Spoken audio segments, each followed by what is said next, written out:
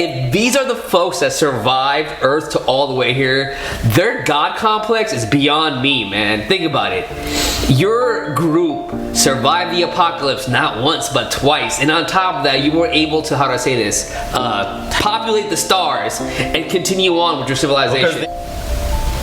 Shit. You could imagine that even though there's not much of a fossil record for it, humanity goes back hundreds of millions of years on this planet. I doubt that very much. We don't find large populations of humans that are contemporaneous with, the Jurassic period.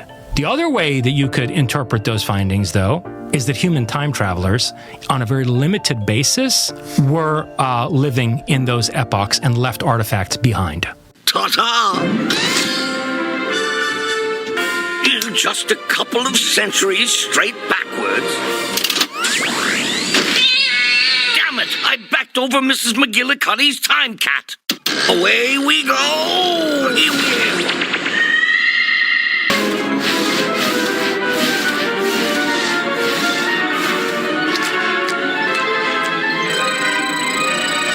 Just shift into forward and... Whoa! Oh, bother. I shifted into reverse by accident. I guess I'll have to take her around by the scenic route.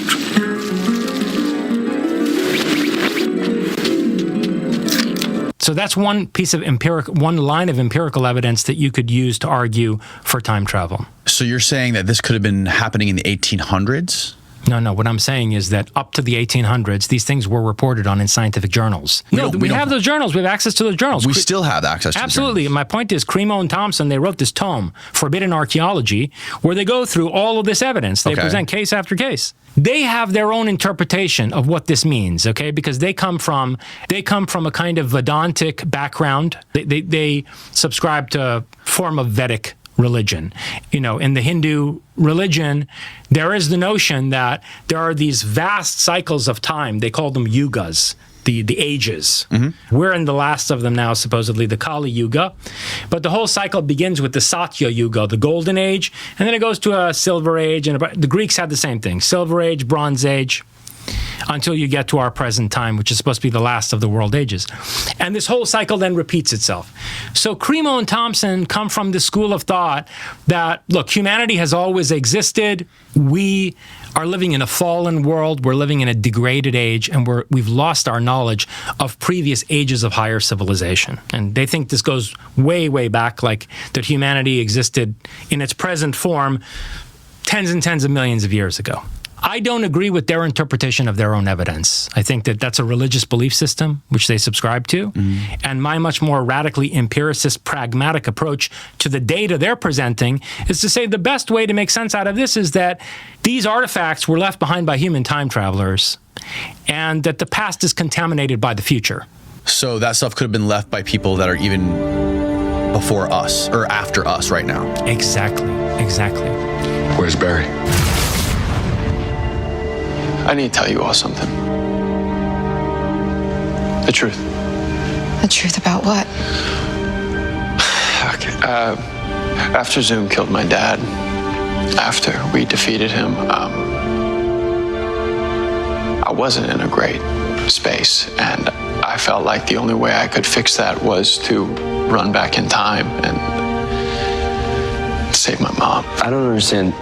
You created a whole other existence. How's that possible? Dude, this is the timeline. This is the point that we exist on it right now. This past point is where my mom was murdered. So when I saved her, I created a new reality, a new timeline. I was living in a mirror universe. It's called a flashpoint, apparently. So, I decided to run back in time again and let things happen as they were supposed to in hopes of resetting the timeline. Here's what I think. If they were time travelers, they needed to isolate themselves from the timeline. If you were coming from the year 2200 or the year 3500. And for whatever reason, you needed to reach back into the deep past of humanity. Let's say Earth suffers some horrendous cataclysm, or let's say they fought a war with an enemy that vanquished them, and their only retreat was backwards in time, to hide in time. This is crazy. You're from the future? Yes. I was sent back from the year 3028 to prevent Nixon from getting elected. But why would it be so important to stop Nixon? Because of the horrific events he's going to set in motion. Oh, God. I can't bring myself to describe it. It all started with Nixon's promise to build an alien-proof fence around the solar system. Without cheap alien labor for menial jobs like harvesting crops, teaching math, and curing disease, the economy collapsed. Starvation, desperation, despair. Then what? Unable to feed the world's starving masses, Nixon took bold action. In this time of crisis, I call upon the silent majority. Silent majority.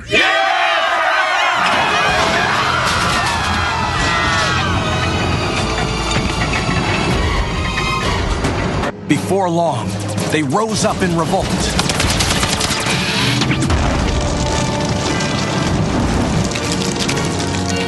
The robots crushed our most treasured monuments and celebrities, but they couldn't crush the human spirit.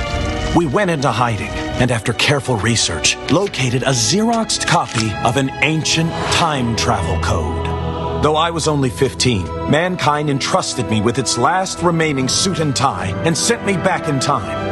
I would be raised by my grandparents, somehow get into Harvard Law School, become a community organizer, a senator, and finally, defeat Richard Nixon. You might be motivated by some kind of, noble intention not to mess with the human timeline to the extent that you can avoid it. You might decide to quarantine yourself to a place where you're not going to be observed by the other evolving societies on Earth. And Antarctica would be the ideal place from which to do that on this planet. But what? But when I came back, things weren't the same. You mean people? Like us? As more time passed, more people would look back, and whatever account they were given, regardless of what truly transpired, that's the account they would believe. They would have an emotional attachment to it. They do not ask questions, and therefore it becomes their reality. This is why it's important for us to ask questions when we do these explorations.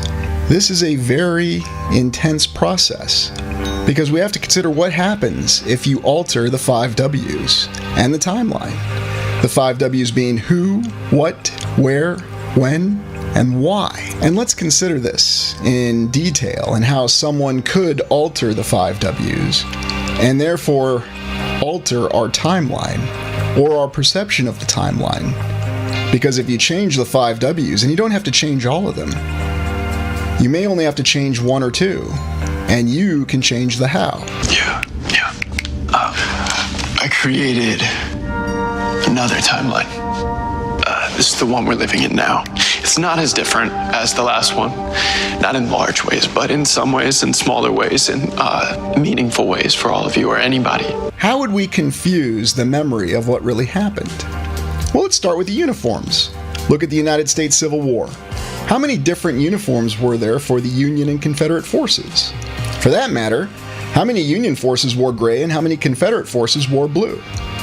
You might be surprised if you do your own research and find out exactly what history tells us. And that's always the difficulty with research. What are we really researching?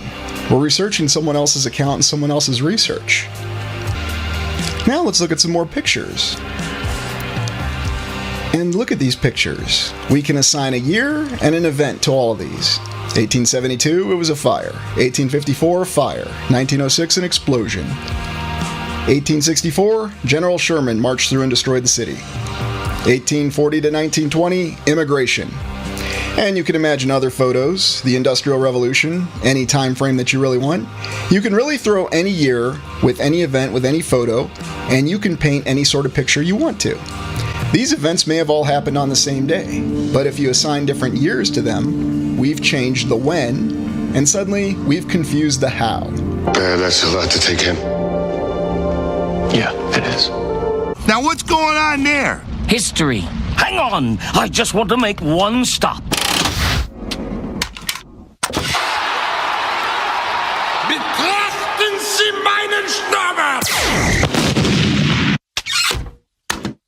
hopes of resetting the timeline.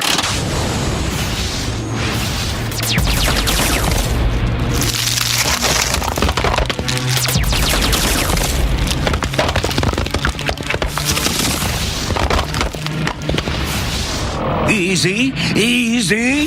Why are they reaching back through time to very deliberately oppress and manipulate more primitive societies? Are we about to undergo a controlled demolition and an engineered reset to prevent us from reaching the technological singularity, which would also give us a military parity with them? It would allow us to defend ourselves. What do you think something like that would look like? I think that what happened during COVID might be a test run of it. It would become almost impossible to live in cities. Nobody would want to live in them, right? Mm-hmm. So there would be a mass exodus to the countryside, and you would be laying the groundwork for a shift back to a kind of neo-agrarian, feudal peasant lifestyle. The point behind this illustration is to show you how easy this could be accomplished. And remember, when people repeat things over and over again, they tend to accept that as fact. They have an emotional attachment to it. We're told he sets up a regional office, and now we're told it's his company. That's it. So somebody just gave him this, and now it's his successful company entering the world of publishing in the process. That's it. He's 20. He's 20. He's born in 1832. This is 1852. 20-year-old. He gets these books, sets up an office in San Francisco that is at its infancy. I mean, how did he get a building and now he has a printing press? He's publishing books. He became a serious collector of books, building a collection numbering in the tens of thousands. In 1868, he resigned from his business and abandoned everything to devote himself entirely to writing and publishing history. So this is already stupid. Why are you writing history? I mean, you should be documenting or researching and then publishing. But no, he's writing and publishing history. He developed a plan to publish a history in 39 volumes from the Pacific coast of North America, Central America to Alaska. He employed writers and wrote some of the material himself. I mean, come on. And he is a official primary source of history, and he's just outsourcing it. If you have an entire built-out city, such as San Francisco, again, there are hundreds of examples of buildings that are clearly older than 1849, and even more examples of photographs of buildings that have been torn down. And if you were inheriting a city, you will need to rewrite a history, and here is the man given credit. But I think it's even deeper. I don't even think this man exists. But yet we're being told, we're being given a distraction ploy technique here, being fed a man and a mustache and impossible feats responsible for documenting our history. And the first inclination would be to blame this man and say he is full of it. But the truth is, this man doesn't exist, in my opinion. He is simply the figurehead. And none of this rewriting, in my opinion, would begin until the early 1900s. This is still too early to even be thinking about writing history. Everybody in this time period will have been busy with basic survival. There's no bookstore in San Francisco in 1852. This man is a fake. This is not a photograph from 1852, but more realistically, as late as the 1930s. The gatekeepers of disclosure are right now manipulating us by branding all of this non-human intelligence. There's an agenda behind it, because what they want to say is non-human intelligence means demons and it means angels. And there's a particular sociological agenda behind that that's very dangerous. If I put a baby in a fake world, I really don't care what happened to the baby. Because guess what? Ain't nothing happened to the baby. The baby right here sleeping and it's safe. But in the baby's mind, that baby is in a burning house getting burnt alive. And you may say, damn, Sanchez, that's kind of messed up.